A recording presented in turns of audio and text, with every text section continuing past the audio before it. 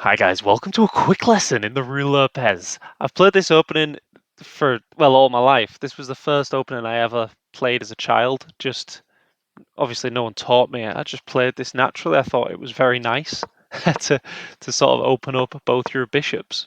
Uh, get the bishop out and then try get this bishop out. And turns out this is one of the best openings in chess.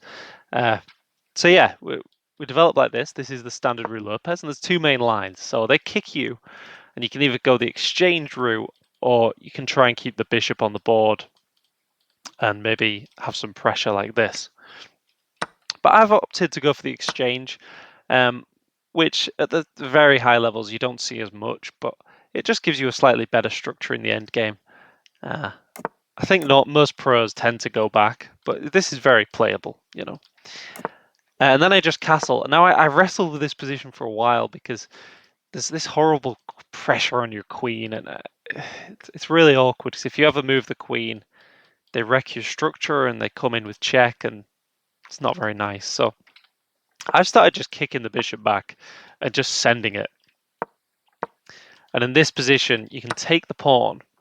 And black does have some compensation for the pawn in that they can come here and pressure your weakness here now, and maybe send like h5 and try and crack at your king in the long run. So queen here to defend, and there's compensation there. But if you're like under 1,000, this will win you so many games. Even under like 1,400, a lot of people will fall for this, and you can often pin this piece. I mean, you can sometimes go with your queen in these positions and pin the piece, but it's normally better to do stuff in chess with the least valuable thing. So if you can do the same job with a rook as you can with the queen, you should do it with a rook. Because if queen upright, they can step out of the pin like this. And if you take maybe this, winning the knight back. Yeah. So yeah, doing it with a rook instead, queen over. And I thought I'd show this game, guys, because the road to 2000 has not been going very well. But this was a cheeky 100% accuracy game.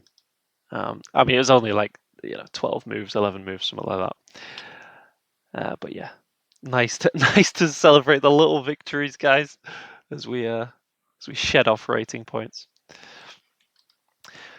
So my opponent here is completely stuck. If you retreat the bishop, check. Pfft, disgusting. So the only other option would be maybe try and protect the bishop, but still we probably just attack it, and if it moves, then we've got the same situation. We're just trying to open up the e-file, really.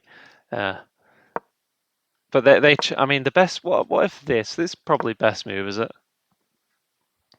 This, and probably still this.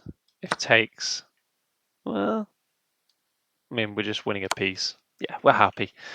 But yeah, my opponent here comes out with the queen. Now, whenever they bring the queen out, you should always look to try and attack that piece. Can we do it? If this, they take.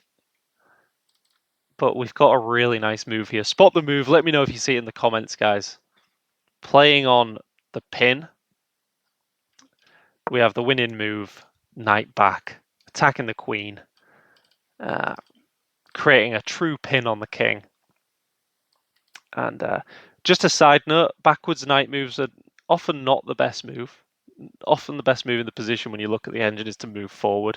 I've been trying to work with this principle recently, seeing how it goes. But yeah, in this case, backwards knight move, lovely. Protected by the queen, rook pinning. And then spot the final move, guys, just to really pour salt into the wound. Just simply develop the knight, attacking both pieces, and at this point my opponent resigned. 100% accuracy. A lesson in the Rue Lopez: probably don't take that pawn in the middle because you're just going to get crushed on the alignment issue, guys. Like and subscribe if you want to join me on my road to 2000. It's a tough grind, but yeah, we'll get there eventually, guys. See you next time.